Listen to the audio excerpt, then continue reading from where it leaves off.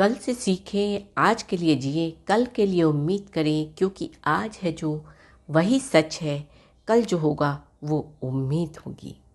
कल आजकल के सभी श्रोताओं को बकुल गर्ग का हार्दिक अभिनंदन। मैं जो बातें आपसे शेयर करूंगी, आपने उन्हें कभी ना कभी सुनकर, देखकर, पढ़कर एहसास ज़रूर ही किया होगा।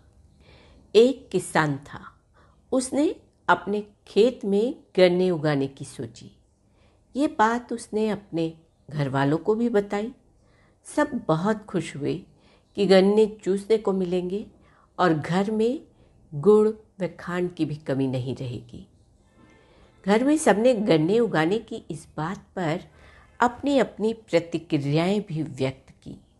किसी ने कहा कि गन्ने उगाने में मेहनत भी खूब करनी पड़ेगी, तो किसी ने कहा लोग चोरी से गन्ने उखाड़ कर ले जाते हैं, इसलिए रखवाली भी हर समय करनी पड़ेगी। अब रात को गन्ना बोने को लेकर किसान के मन में कई उलझनें पैदा होने लगीं। उसके मन में आया कि हमारे पड़ोसी के लड़के बड़े शरारती हैं। यदि गन्ना बोया तो ये सारा गन्ना उखाड़ कर ले जाएंगे और मेहनत के बावजूद हमारे हाथ कुछ नहीं आएगा। वह गुस्से से भर उठा। इसी उलझन व गुस्से में उसे रात भर नींद नहीं आई। सुबह होते ही वह पड़ोसी के घर जा पहुंचा और लगा झगड़ने। उसने कहा, तुम्हारे लड़कों ने हमारा गन्ने का खेत उजाड़ कर रख दिया।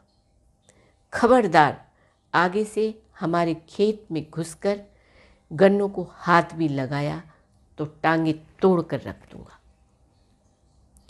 पड़ोसी ने कहा, भाई कौन से गन्ने के खेत की बात कर रहे हो जिसे मेरे लड़कों ने उजाड़ दिया?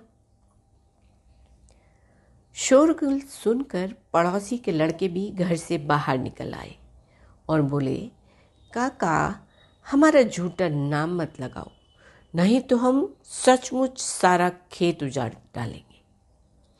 यह सुनकर किसान और भी तैश में आ गया और बोला, मुझे पता था तुम ऐसा ही करोगे, इसलिए मैंने आज तक गन्ना बोया ही नहीं और कसम खाता हूं कि आगे भी कभी गन्ना नहीं बोऊंगा। देखता हूं तुम सब अब गन्ना कैसे उखाड़ोगे और मजे से चूसोगे। मनोविज्ञान के अनुसार मनुष्य अपनी तर्क शक्ति से उतना प्रभावित नहीं होता जितना कि अपनी कल्पना शक्ति से होता है। उदाहरण के लिए, आप किसी एकांत स्थान से बड़े आराम से निकल जाते हैं, लेकिन अंधेरा होने के बाद वही स्थान आपको डरावना प्रतीत होने लगता है। इसका कारण आपकी कल्पना शक्ति ही है। मन की प्रवृत्ति ऐसी है कि वह कभी खाली नहीं रह सकता। उसे हमेशा कुछ न कुछ करने के लिए चाहिए। इसलिए ध्यान करने के समय को छोड़कर अपने मन को खाली मत छोड़िए। भूल कर भी कभी अशुभ बातों या कार्यों की कल्पना मत कीजिए। अपनी कल्पना शक्ति का सदुपयोग कीजिए। कहते हैं, कभी भी दुष्ट लोगों की सक्रियता समाज को बर्बाद नहीं करती, बल्कि हमेशा अच्छे लोगों की निष्क्रियता समाज को बर्बाद करती है। दूसरों के दोषों पर पीएचडी करने से बेहतर है कि हम खुद की मानसिकता पर केवल ग्रेजुएशन ही कर लें। एक छोटा सा प्रयास है कुछ बातों को आपके साथ साझा करने का।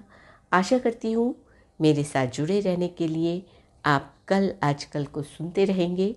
सुनने के लिए YouTube पर सब्सक्राइब करें और फेसबुक पेज को फॉलो करें। साथ ही लाइक एंड शेयर करना ना भूलें। मेरी आवाज़ ही मेरी पहचान।